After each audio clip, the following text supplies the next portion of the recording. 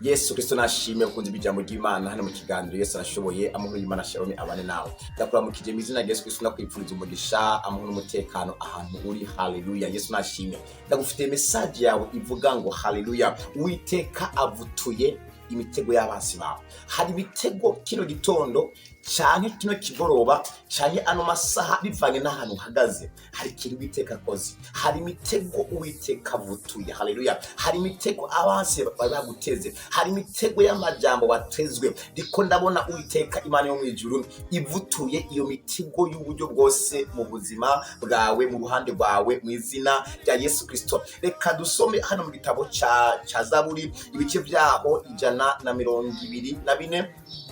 Turahera ku murongo wa mbere tugeze ku murongo w'indwi. Havuga ngo iyaba uhoraho atari we yari mu ruhande rwacu. Haleluya. Nabe ariko Abisirayeli bavuga. Hano hari Abisirayeli uhashize izina ryawe. Nabe ariko runaka, nabe ariko wowe ugira iki uvuga. Iyaba uhoraho atari we yari mu ruhande rwacu, hamwe abantu badukurira hasi baba baratuyongobeje tukibona, hamwe uburake bwabo bwarurumba kuri twebwe, amazi aba yaraturengeye gose, isuri iba yararenze ku bugingo bwacu. 5, amazi asuriranya aba yararenze ku bugingo bwacu. Uhoraho ashemagizwe, atadutanze ngo tube inyama z'amenyo yabo.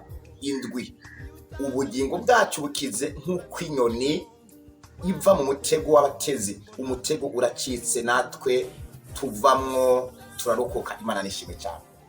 Narimvuze ngo mu izina rya Yesu Kristo hari imitego Uwiteka avutuye. Hari imitego y'abansi bawe. Haleluya. Hano ni Dawudi ariko arashima Imana ngo yaba uhoraho ngo atari we yari mu ruhande rwacu, ngo hamwe abansi bacu bari baduhamukiye ngo baba baratubize bunguri. Haleluya. Imana nishimwe, Imana iri mu ruhande rwawe. Haleluya. Narimvuze ngo Uwiteka ashimwe, we aturinda ijoro n'umurango. Uwiteka arakurinze, Uwiteka arinze umuryango wawe, Uwiteka arinze abana bawe. Ntacyo uzoba, ntacyo uzomaramara. Haleluya. Amazi asuma ntacyo azogutwara kuko Uwiteka ari mu ruhande rwawe.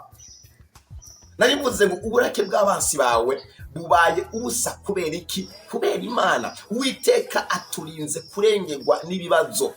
Iryo suri ry'ibibazo Uwiteka ararikurinze mu izina rya Yesu. Imana ikurinde isuri ry'ibigeragezo, Imana ikurinde isuri ry'indwara, Imana ikurinde isuri ry'ubukene. Haleluya. Imana ntabwo izokwemera yuko abansi bawe bavugiriza impundu kunesha. Oya.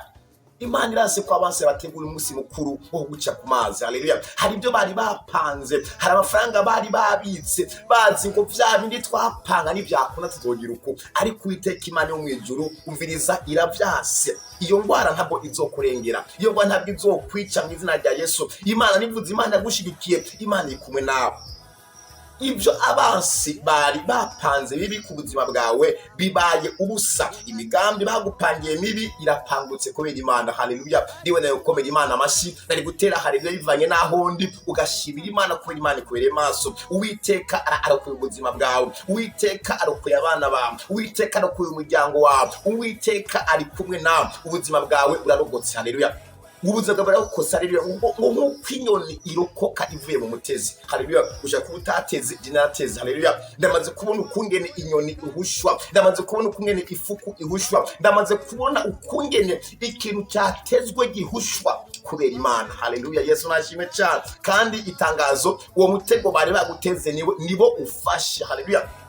Ndibuka amakuru ya Daniyeli bamuteguye ugobo. Haleluya. Murabizi nawe bamuteguye ugobo baramutamwo. Ubwa mbere bamuteguriye ugobo. Haleluya. Intare ntizamujya. Haleluya. Umwami aravuga ngo byukuri zino ntare usanga zari zidashonje. Haleluya. Reka tugerageze turabe ba bantu bari bamubeshe bamutira mu gobo, ati ni mubaze turabe yuko izo ntare zitabajya. Murabizi biko byagenze. Daniyeli bamuteye mu muriro, umuriro ntacyo wamugize, ariko abansi bamuro bari bamucaniye nibo bafashe kubera Imana. Haleluya. Narimvuze Imana ikumwe nawe.